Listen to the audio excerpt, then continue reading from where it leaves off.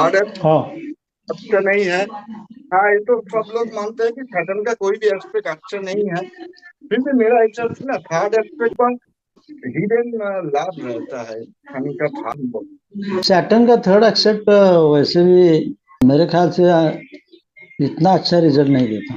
ना अच्छा नहीं मतलब, लेकिन फिर भी उसमें हिडन लाभ रहता है। हिडन लाभ, हिडन लाभ हिडन लाभ रहता है। वो। मतलब वो उतना दुश्मनी नहीं करेगा जैसे सेवेंथ और टेंथ एस्पेक्ट खराब तो अच्छा सभी जानते हैं, लेकिन थर्ड एस्पेक्ट फिर भी मेरा हिसाब से सही है। अच्छा। मतलब वो रेक्टिफिकेशन करेगा, पहले ट्रैवल देगा, थर्ड एस्पेक्ट जिस प्लान के ऊपर पड़ेगा ना वो ट्रैवल पहले हम्म देगा लेकिन उसको रेक्टिफाई करेगा, है ना। जैसे मान लीजिए फिफ्थ हटाना हो तो थर्ड एस्पेक्ट सेवेंथ, तो ट्रैवल उसको मैरिज लाइफ होने का चांसेस रहता है, लेकिन उसमें भी छुपा क्वालिटी अच्छा रहता है। वो थोड़ा बंदा ना थोड़ा मतलब थोड़ा अपने आप को बदलने का कोशिश करेगा तो उसका मैरिज लाइफ हम्म। बच जाए। यही होता है थर्ड अच्छा। एस्पेक्ट। और नाड़ी एस्ट्रोलॉजी में आप भी जानते हैं ये फिफ्थ और नाइन्थ को कंजंक्शन बोलता है। तो मतलब किसी भी प्लैनेट, मान लीजिए कैंसर में है एक कोई भी प्लैनेट, तो 1 2 3 4 5 या नाइन्थ में कोई प्लैनेट 7 8 9 तीसरे साइन में कोई प्लैनेट, इसके साथ 9 5 जो रिलेशन नाड़ी एस्ट्रोलॉजी में, इसको बहुत नाड़ी एस्ट्रोलॉजर मानते हैं कि ये कॉन्जंक्शन टाइप का लिया। देखिए पराशर का हिसाब से हिस्ट्री है ना, हम लोग तो फुल एस्पेक्ट जानते हैं। वेनस का सेवन, सब प्लैनेट का सेवेंथ एस्पेक्ट, मरकरी का अच्छा सेवेंथ एस्पेक्ट होता है, वेनस का भी सेवेंथ एस्पेक्ट, सब हम लोग जानते हैं। लेकिन आप 50% वो तो फुल एस्पेक्ट 100% पावर, लेकिन 50% एक्सपेक्ट फिफ्थ और नाइन्थ में जो होता है ना वो अच्छा रहता है। सैटर्न का भी फिफ्थ एस्पेक्ट अच्छा होगा, ये लोग मानते नहीं है, जानते नहीं है ऐसा होता है, लेकिन श्लोका में है, पराशरा श्लोका में है। सैटर्न का भी फिफ्थ और नाइन्थ एस्पेक्ट 50% मान के चलिए, वो भी अच्छा होता है। इसलिए मैंने बोला ना दृष्टि को भी ना बहुत इंपॉर्टेंट टॉपिक्स है। सैटर्न से कोई भी प्लान फिफ्थ में बैठ जाए या नाइन्थ में बैठ जाए, थोड़ा सा याद रखिएगा, कोई भी प्लैनेट पे फिफ्थ कोई प्लैनेट होगा दशांश और दशम में ना, वो अच्छा रिजल्ट देने का थोड़ा सा वो कोशिश करेगा, क्योंकि 50% एस्पेक्ट कोई भी प्लैनेट हो, सैटर्न हो, वो अच्छा रिजल्ट होता है। मार्स का भी आप फिफ्थ एस्पेक्ट ले सकते हैं अच्छा। 50%, इसको याद रखिएगा। और जो है ना थ्री फोर्थ मतलब 75% जो एस्पेक्ट बहुत लोग देखता नहीं है, 8 में जाता है, और मुझे अभी थोड़ा याद नहीं आ रहा है, और एक साइन में जाता है 8 एस्पेक्ट। जो मैं एग्जांपल देता हूँ तो आपको समझ में आ जाएगा। लग्न, ओके, जुपिटर भार्गव में है, ठीक है, तो उसका 8 एस्पेक्ट ना लग्न में जाएगा, उसका 75% वो अच्छा है, वो भी अच्छा है क्योंकि वो जुपिटर है। 75%। ओके, तो सर हर एक प्लैनेट का 8 एस्पेक्ट रहेगा? हाँ, हर एक प्लैनेट का 8 एस्पेक्ट, लेकिन सैटर्न मार्स इसका, मार्स का तो जानते ही हो 8 एस्पेक्ट होता है, ये फुल वो तो हाँ। अच्छा नहीं होता है। सैटर्न का भी बुरा होता है, इसको याद रखना है। थोड़ा सा कॉम्प्लिकेटेड लग रहा है ना, क्योंकि इसको भूलना मत, सैटर्न का 8 एस्पेक्ट भी होता है, वो उसका जो मतलब 75% वो भी नेगेटिव है। लेकिन जो हाफ एस्पेक्ट 50% एस्पेक्ट सैटर्न का भी, कोई भी प्लेनेट का, मार्स का भी फिफ्थ और नाइन्थ में जो दृष्टि देगा वो अच्छा दृष्टि।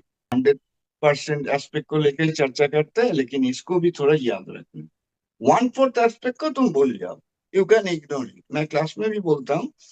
जो 25% इफेक्ट उसको तुम भूल जाओ, लेकिन फिफ्थ नाइन याद रहेगा। कोई भी प्लेनेट का फिफ्थ और नाइन्थ से कनेक्शन हो जाता है, दृष्टि अच्छा होता है। फिफ्थ नाइन जो 50% फुल दृष्टि नहीं, अब जानते हो जुपिटर का फुल दृष्टि है 100%। बाकी सारा प्लेनेट का, सैटर्न हो मार्स हो, फिफ्थ और नाइन्थ जो 50% एस्पेक्ट होता है वो अच्छा होता है। और जो 70 मतलब 3/4 एस्पेक्ट जुपिटर का अच्छा माना गया, सैटर्न मार्स तो फुल एस्पेक्ट खराब है, इसको थोड़ा याद रखो। फिफ्थ नाइन से कॉम्बिनेशन को देखना, वो अच्छा है। यस, तो राहु केतु ये बिंदु है, ये ग्रह नहीं है। सही बात है। राहु केतु ये बिंदु है, कई ग्रह नहीं आकाश में, तो इनकी फिर दृष्टि कैसे होती हाँ है? हाँ, वही वही इनकी तो दृष्टि बहुत कैसे होती है? कंट्रोवर्शियल जो, एस्पेक्ट। हाँ, ये तो बहुत लोग इसको लेकर तो मतलब 1000 साल से ये कंट्रोवर्सी है कि वो छाया ग्रह कैसे दृष्टि देगा। मेरा हिसाब से है 5th और 9th एस्पेक्ट कम से कम है, क्योंकि ना शैडो से भी ना कुछ रिफ्लेक्शन आ सकता है। रिफ्लेक्शन दृष्टि एक्चुअली क्या है? रिफ्लेक्शन। जुपिटर आउटर प्लैनेट को देखिए, एक्स्ट्रा एक्स्ट्रा जो दृष्टि का कहाँ से आ गया? मरकरी और वीनस इनर प्लैनेट है, उसका दृष्टि से मैं हम डिस्कस करूंगा तो 7th में ही जाता है ऑपोजिट में। लेकिन कोई भी मतलब रिफ्लेक्शन आउटर प्लैनेट मार्स का जैसे तीसरा हो गया 7th के बाद भी वो 4th में 8th में दृष्टि देता है। जुपिटर 5th और 9th में आउटर प्लैनेट मतलब सन का रे जुपिटर के ऊपर पड़ेगा, बट कोई भी तो उसका एस्पेक्ट बिखर जाता है दो तीन तरफ से। आउटर प्लैनेट सैटर्न का भी 3 एस्पेक्ट, क्योंकि वो आउटर प्लैनेट है। तो रिफ्लेक्शन, तो मेरा हिसाब से राहु केतु कम से कम तो राहु को तो लेना चाहिए, राहु का एस्पेक्ट लेना चाहिए। 5th 9th राहु को भी लेंगे। राहु को अगर कोई कंट्रोल कर पाएगा तो वो है जुपिटर। राहु कितना भी खराब सिचुएशन में हो, जुपिटर 5th और 9th में चला जाए ना तो राहु बहुत कंट्रोल में आ जाता है। किसी भी आप चार्ट में आप देखिएगा, दशा अगर चल रहा है, दशा या अंतर दशा राहु चल रहा है, तो सबसे पहले देखिए जुपिटर राहु से 5th और 9th में है तो ना, तो आप सोच के रिजल्ट भी दे सकते हैं, उतना बुरा नहीं देगा। तो Jupiter can control only Rahu, इसको याद रखिए। राहु का आप ले सकते हैं। 7th एस्पेक्ट एक्चुअली राहु के तो हमेशा ऑपोजिट में रहता है, उसको आप इग्नोर कर सकते हैं। लेकिन 5th 9th एस्पेक्ट आप ले सकते हैं। और राहु का जो 12th एस्पेक्ट 5 साल का एक श्लोक का, तो मैं तो देखिए मैं तो इतना तो मैं गारंटी नहीं दे सकता हूँ, क्योंकि बहुत सारा श्लोक का ना वो मिसिंग है। तो 12 हाउस को भी आप थोड़ा ले सकते हैं। ये देखिए राहु का 12th एस्पेक्ट ना लोग गलत कर देता है। अगर मान लीजिए राहु इधर है तो राहु का इन जनरल हम लोग कैसे सोचेंगे कि 12th एस्पेक्ट इधर पड़ेगा, है ना हम लोग, लेकिन का मतलब वो सेकंड में जाएगा। राहु तो ऑपोजिट में जाता है ना। राहु का 5th एस्पेक्ट ऐसा नहीं होगा। राहु का 5th एस्पेक्ट ऑपोजिट से आप गिनिए। राहु का 9th, राहु का 12th एस्पेक्ट एक्चुअली राहु जिधर बैठा है उसका सेकंड हाउस में देता है, क्योंकि उसका मूवमेंट देखिए। मैं एग्जाम्पल मैंने याद है आपको, मैंने बताया था जुपिटर रेट्रो आप क्या कर सकते हैं ना, जुपिटर रेट्रो 5th एस्पेक्ट को आप उल्टा घुमा सकते हैं। 5th को आप 9th एस्पेक्ट, 9th को आप 5th एस्पेक्ट ले सकते हैं, क्योंकि उसका मूवमेंट घूम गया है। राहु एंटी क्लॉकवाइज हमेशा रेट्रोग्रेड मोशन में जाता है, तो राहु का 12th एस्पेक्ट सेकंड साइन में पड़ता है, वो थोड़ा खराब है। राहु से सेकंड जो प्लेनेट है उसका जो दृष्टि, अब देखिए राहु का आप फुल एस्पेक्ट बोलिए, आप प्रैक्टिस करके देख सकते हैं। तो केतु को भी आप 5th 9th एस्पेक्ट ले सकते हैं। सर एक क्वेश्चन है यहाँ पे, आपने कहा रेट्रोग्रेड में उल्टा दृष्टि देखेंगे, और आप 75% दृष्टि 8th हाउस पे भी डालता है राहु, तो अगर रेट्रोग्रेड हो गया तो उसका दृष्टि फिर 6th हाउस पे पड़ेगा। हाँ परफेक्टली।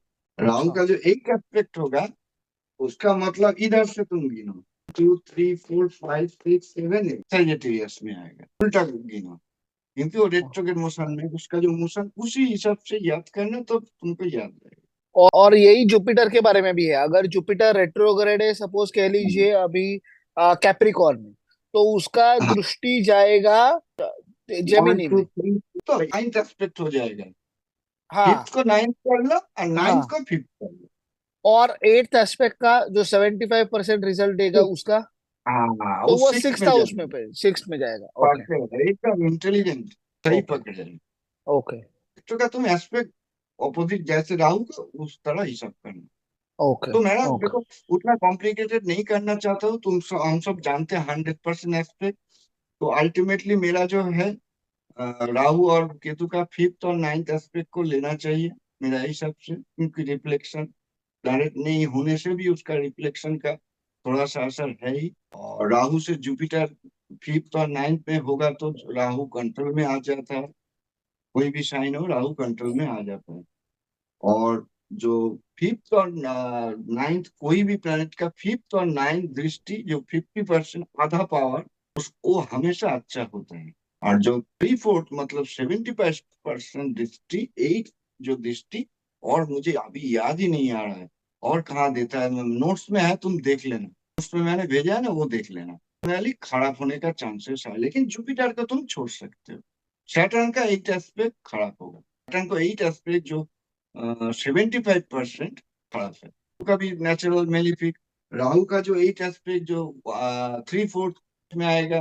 ओके, तो अभी तक ऐसा हम लोग समझ रहे हैं कि राहु, केतु, शनि, मंगल, इनमें हम्म, कहीं पे भी ये दृष्टि डालेगा तो वो खराब करेगा, और जुपिटर जहां पे भी दृष्टि डालेगा वो अच्छा करेगा। अब जुपिटर में 100% दृष्टि हम लोग फिफ्थ, सेवेंथ और नाइन्थ बोल रहे हैं, और 75% दृष्टि हम लोग एट्थ बोल रहे हैं, जो अच्छा करेगा। एकदम। हाँ, और सैटर्न, मार्स, राहु, केतु, चारों का हम लोग बोल रहे हैं जहां पे भी दृष्टि रहेगा। सैटर्न का हम लोगों को दृष्टि पता है, और उसमें हम लोग ऐड सिर्फ करेंगे फिफ्थ और नाइन्थ, जहां पे वो यस, 50% दृष्टि डालेगा और वो खराब करेगा, वो अच्छा दृष्टि नहीं। फिफ्थ और नाइन्थ अच्छा माना गया है, बाकी फिफ्थ का सारे, नाइन हाँ फिफ्थ और नाइन्थ अच्छा माना गया, बाकी सारे दृष्टि अच्छा नहीं माना गया।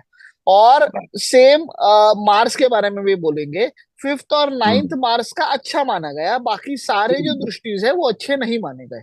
एकदम ओके। सिंपल, इसको थोड़ा याद रखिएगा। हाँ, जब और भी सर की क्वेश्चन है सर, राहु केतु का फिफ्थ और नाइन्थ अच्छा माना गया कि राहु केतु का फिफ्थ और नाइन्थ अच्छा नहीं नहीं है? नहीं नहीं नहीं नहीं, मेरा पहला जो क्लास में मैंने बताया ना, वो अच्छे घर में मतलब राहु सैटर्न के घर में उतना खराब नहीं करेगा। जब सैटर्न के घर में दृष्टि देगा, कोई भी दृष्टि सैटर्न के घर में, वीनस के घर में उतना खराब नहीं करेगा। लेकिन एक्चुअली वो नेचुरल मेलेफिक है, राहु का एस्पेक्ट खराब ही है, फिर भी थोड़ा बच जाएगा। साइन को तुम देखो, सैटर्न का 2 साइन और वीनस का मेन देखो, बस। ये 2 साइन में अगर कोई प्लैनेट है राहु का दृष्टि आएगा, उतना खराब नहीं होगा मेरा हिसाब से। और कोई भी प्लैनेट, एक बात याद रखना, मार्स मान लो लिब्रा में है, उसका जो 7th एस्पेक्ट एरिस में है, वो खराब नहीं करेगा। इस बात को एकदम लिख कर रखो जाए। कोई भी जो दो ग्रह हो, ये आई ग्रह हो, एक्सल के साइन को मत लो, ये भूल मत करना। बहुत लोग ना एक्सल के साइन को, कौन साइन में रिजल्ट देगा। सैटर्न का 2 साइन, सैटर्न अपना घर में दृष्टि जो देगा वो खराब नहीं को, थोड़ा मून में एरिस में मेलेफिक प्लेनेट है, अगर वो अपने स्व राशि पे दृष्टि डालता है तो वो अच्छा रहता एकदम है, ऐसा मतलब है। ऐसा यानी कि शनि अगर कर्क राशि में हो या हाँ, सिंह राशि में हो तो हम्म, उसकी दृष्टि अच्छी रहेगी, फिर एकदम सातवीं दृष्टि, हाँ। सेवंथ इसको एस्पेक्ट थोड़ा उसका अच्छा रहेगा। खुद का घर में खराब नहीं करेगा ये। बहुत लोग मानते नहीं है, जानते नहीं है, सीक्रेट जानते नहीं, बताते नहीं है, लेकिन इसको आप नोट करके रख लीजिए। कोई भी प्लेनेट अपना घर, खुद का घर, जो दो घर होता है, उस घर को, कभी कभी मैंने देखा है कि जो सन है ना, एक्वेरियस में बैठा है सन, तो सन वीक है, सन डेफिनेटली वो एक्सेल साइन में चला गया, सन वीक है, अपना मूल त्रिकोण साइन से अपोजिट। ये तो ये है, तो सन थोड़ा सा, देखो बैठने का असर ज्यादा है डेफिनेटली। दृष्टि आप 50% वेटेज ले सकते हो। जैसे सन इधर बैठ जाना बहुत ही अच्छा है, सन इधर चला जाना वीक हो गया, डेफिनेटली 50% वो जो दृष्टि से ना बचाने का कोशिश करेगा। सन इधर खराब होगा क्योंकि वो अपना घर को देख नहीं पा रहा है कैप्रिकॉन में, तो इस हाउस तो डेफिनेटली वीक हो गया। इस हाउस में भी सन अगर चला जाए ना एक्वेरियस साइन में, तो फिफ्थ में थोड़ा सा वो प्रोटेक्ट करने का कोशिश करेगा। इसको थोड़ा प्रैक्टिकल चार्ट में इस्तेमाल कीजिए। अच्छा सर, ये अपने, ये तो प्लैनेट आपने देख लिए, हर हर्षल है, नेपच्यून है, प्लूटो, इन प्लैनेट्स का कुछ असर होता है क्या? नहीं तो नहीं, इनको ऐसा हम कुछ कुछ नेपच्यून, देखिए मैं छोटा सा एक टिप शेयर कर देता हूँ। नेपच्यून, यूरेनस, प्लूटो, इसको क्लासिक में भी है, थोड़ा सा बेसिक में भी है। उसको वरुण, भय, अग्नि, तीनों को खराब माना गया पर पराशर एस्ट्रोलॉजी, ठीक है। अच्छा। वरुण, भय, अग्नि, हम्म लेकिन देखिए उसका असर बहुत ही दशा, कोई इफेक्ट नहीं होगा, हम्म उसका कोई दशा सिस्टम भी हम्म नहीं है। आप याद रखिए, लग्नों के डिग्री के साथ क्लोज कंजंक्शन में होना जनरली अच्छा नहीं है। यूरेनस, नेपच्यून, प्लूटो, यूरेनस और नेपच्यून को आप दानव ग्रुप में रख लीजिएगा, मैं सिंपल सा बता रहा हूँ। प्लूटो को आप देव ग्रुप में रख सकते हैं। आप रिजल्ट क्या देगा, अगर लग्नो डिग्री के साथ दानव ग्रुप, याद रखिएगा, अगर मान लीजिए और लियो में लग्नो डिग्री के आसपास यूरेनस चला है तो वो नेगेटिव है, अदरवाइज मैं देखता नहीं। 4-5 डिग्री लग्नो डिग्री में ना, यूरेनस, नेपच्यून को आप दानव ग्रुप में रख लीजिएगा, प्लूटो को आप देव ग्रुप में रख सकते हैं।